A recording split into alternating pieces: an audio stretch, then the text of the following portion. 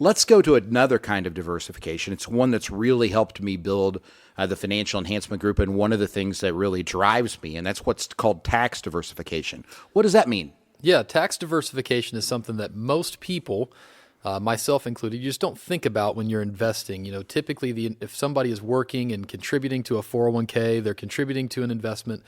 Mostly what they're thinking is, am I saving enough?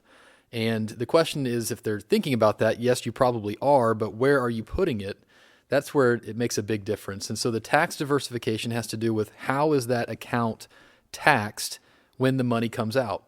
It also is how it's taxed when the money goes in. So we want to make sure that you obviously have tax deferred money. So that's 401ks, IRAs, 403bs.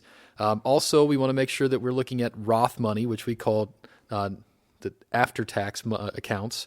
So it's already been taxed, so it either goes directly from your paycheck into the Roth, but you have to still be taxed on those dollars, or you can contribute to a Roth IRA from your bank account.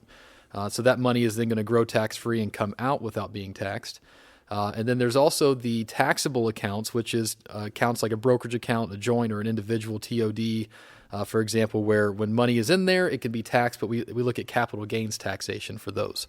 So we like to look at tax diversification. If we can ideally help you, is to have 3 buckets, a third of your investments in each one of those buckets, so that when you get to retirement and we have to start using those buckets for income, we can control your tax code by choosing which buckets to pull out of. Control your tax bracket, because we can pick and choose, and that right. And Darren, that is for somebody who has been here for about a year and a half. Mm-hmm. Understanding that and being able to articulate it is impressive.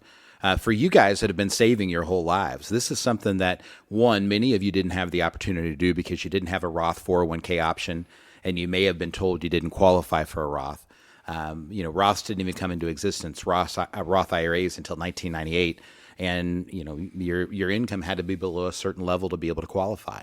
And quite frankly, Wall Street didn't want $3,000 and $5,000 accounts sitting around, and so there was not a lot of people who really pressured this.